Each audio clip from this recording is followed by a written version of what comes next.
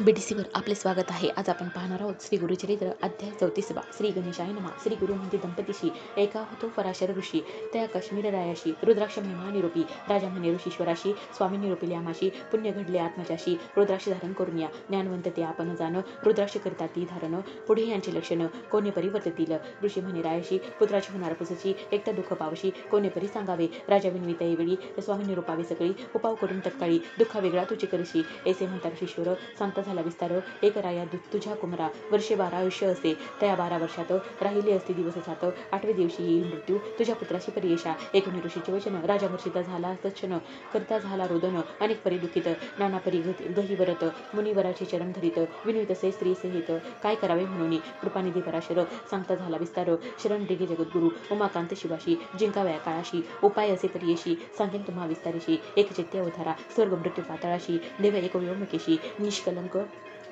परियेशी चिदानंद स्वरूप देखा ऐसा देव मूर्तिमंत रजोरूपे ब्रह्म सृजित सृष्टी करणे समर्थ वेदचारी निर्मिले त्या चतुर्वेदांशी दिधले त्या विरांचीशी आत्मतत्व संग्रहाशी ठेवले होते उपनिषद भक्तवसल सर्वेश्वर त्याने दिधले देव वेदसार रुद्राध्याय विस्तार दिधला त्या ब्रह्मयाशी रुद्राध्यायाचा महिमा सांगता असे गम्या याते नाश नाही प्राण अवयव असे परियेसा परतत्व शिवात्मक रुद्राध्याय असे अधिक ब्रह्म्याने चतुर्मुख विश्वसृजिले वेदमते त्या चतुर्मुखी देखा वेदचारी सांगेनिका वदनी दक्षिण देखा यजुर्वेद निरूपिला त्या यजुर्वेदात उपनिषद सारख्यात रुद्राध्याय विस्तारत सांगे ब्रह्ममुनिवरा समस्त देव ऋषींशी मरीची अत्री परियशी आणि समस्त देवांशी सांगे ब्रह्मातये वेळी त्याचे ऋषी पुढे देखा शिकविती आपल्या शिष्यादिका त्याचे शिष्य पुढे एका आपल्या शिष्यांशी शिकविले याहुनी नाही अनेक मंत्र त्वरित तप साधत चतुर्विध पुरुषार्थ लादे त्वरित परियसा नाना परीचे पातक केला असेल महादोष रुद्रजापे होय निक तोची पावे परमपद तेने कर्मे परिहरती संसार होय निष्कृती जय जय श्री गुरु शिवष्टी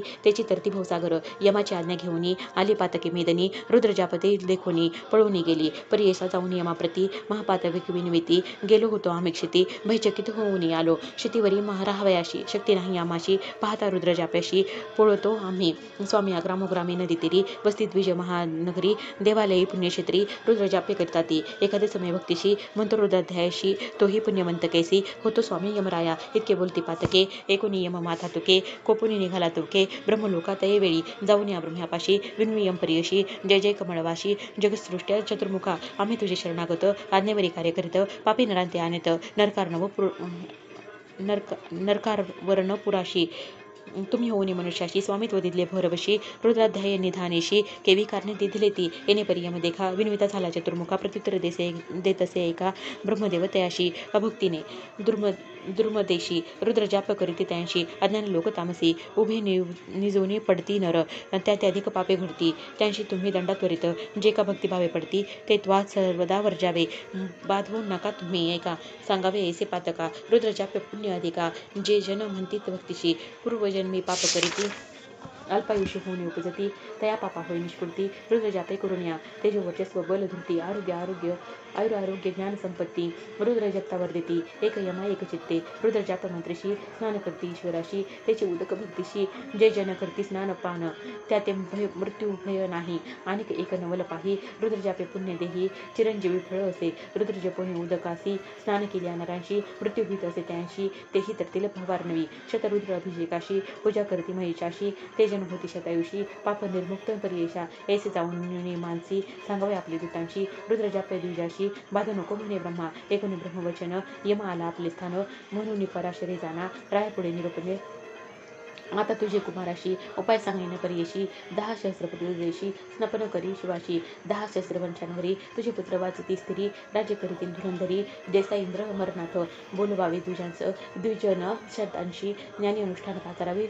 परियेशा ऐसा विप्राण करवी देखा करावा शिवाशी अभिषेका आयुष्यवर्धील कुमारका सदै श्रेय होईल येणे परिरायाशी सांगी पराशर ऋषी राय महाआनंदेशी आयुष्यवर्धना आरंभ केला तैवेळी शतसंख्याक कलशाशी विधिपूर्वक शिवाशी पुण्यवृक्ष तळी देशी अभिषेक करवी तसे त्याची जळे पुत्राशी स्नान करवे प्रतिदिवशी येणे परी 7 दिनेशी आराधिला ईश्वर अवधी झाली दिवस 7 मूर्छना आली अकस्मात क्षण एक पडला चेत पराशरे रक्षिले त्या समय अवचित वाक्य झाले अदृश्य सवेची दिसे अद्भुत दंडहस्त महापुरुष महान द्रष्ट बाह्य चकित आले होते यमदूत सकळ द्विज रुद्र पडत मंत्राक्षता देता ती मंत्राक्षता ते अवसरी घालिते त्या कुमारावरी दूत पाहते उभे दुरी जवळ येऊ न शकती येणे परी द्विजवरे रक्षिले त्या राजकुमारा आशीर्वचते ती थोर वेदश्रुती करून या इतिक्यांवरी राजकुमार सावध झाला मनस्थिर राजा ते आनंद थोर समारंभ करत असे त्या समय ब्रह्मसित नारद मुनी आला त्वरित राजा जाऊन सन्मुखात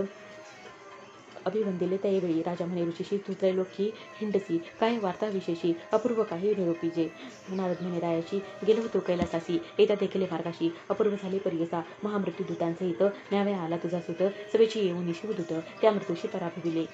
यमदूत पळून जाती त्या यमापुढे सांगती आमते मारली शिवदूती केसे चावे शेतीची यम कोपे निघाला वीरभद्रापाशी गेला म्हणे दूता का मारिला दिसला निरपराधी स्वामिया ते वीरभद्र म्हणे झाला विधी रुद्र वर्षे 10 सहस्र आयुष्य असे राजकुमारा न विरचारता चित्रगुप्ता वाया पाठविले तो दूता उकटे केले शिवदूते जीवे सोडले तुझे दूत बोलवणे चित्रगुप्ता विचारावे आयुष्य करिता म्हणून पाठविले दूता चित्रगुप्ता पाचारिले पुस्ता चित्रगुप्ताशी काढून पाहती पत्राशी 12 वर्ष आयुष्याशी राजकुमारा लिहिले असते तेथे लिहिले होते अनेका 10 सहस्र वर्षे लेखा यम पाहुनी यमधरी शंका म्हणे स्वामी अपराध रुद्र जापे पुण्य करिता आयुष्य झाले तुझ्या सुता मृत्यूने जिंकले सत्य पराशर गुरु सही करिता ऐसा रुद्राक्ष महिमा पूजा करावी गुरु ब्रह्मा पिणे न लगे काळ यमा श्री गुरु म्हणती दंपतीशी श्री गुरु चरित्रामृते परम कथा कल्पतरे श्री नृसिंह स्वरूपख्यान सिद्ध नामधारक समाधे रुद्राध्यायी महिमा वर्णन नाम चतुस्त्रिशोध्याय श्री गुरु दत्तात्रय नमस्तु श्री गुरुदेव दत्त.